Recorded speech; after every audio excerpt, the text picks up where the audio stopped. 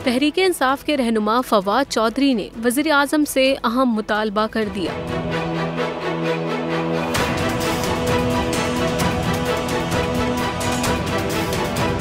फवाद चौधरी ने कहा कि वज़ीर आज़म शहबाज शरीफ मुस्ताफ़ी हो जाए। फवाद चौधरी का कहना था कि हुकूमती मौक़िफ़ के मुताबिक मईशत और सिक्योरिटी हालात इतने ख़राब हैं कि इंतख़ाबात तक मुमकिन नहीं। फवाद चौधरी ने कहा कि ऐसे मौक़िफ़ के बाद वज़ीर आज़म को नाकामी तस्लीम करते हुए मुस्ताफ़ी हो जाना चाहिए। फवाद चौधरी ने मज़ीद कहा कि खुशाइंद है कि कौमी सलामती कमेटी ने अपने एलामिये में खुद को सिक्योरिटी मामलात तक महदूद रखा, हुकूमती सियासी जमातों के एजेंडे का हिस्सा नहीं बने।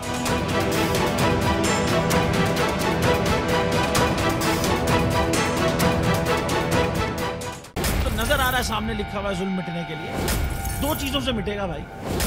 एक, अदल की कुर्सी पे जो लोग बैठते हैं ना, वो अदल के हिसाब से फैसले करने लगे। दूसरा, कौम निकल खड़ी है उस जुल्म के खिलाफ, तो जुल्म खत्म हो जाएगा। या इन दोनों में से कोई एक चीज हो जाए या दोनों हो जाए। अगर 420 का मुकदमा था, उस वक्त अदलिया में जो लोग बैठे हुए केस देख रहे थे, वो पूछते ना यार चीट हुआ कौन है। जब उनको दिखता कोई चीट नहीं हुआ, केस खत्म कर देते।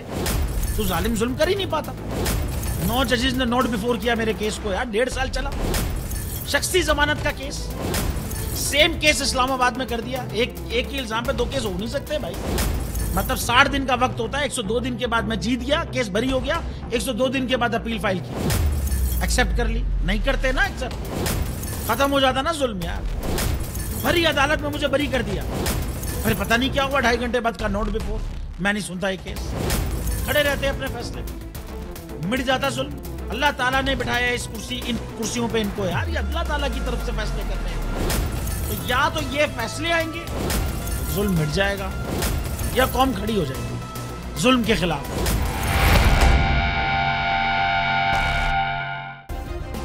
सब्सक्राइब करें और बेल दबाएं ताकि कोई खबर रह न जाए।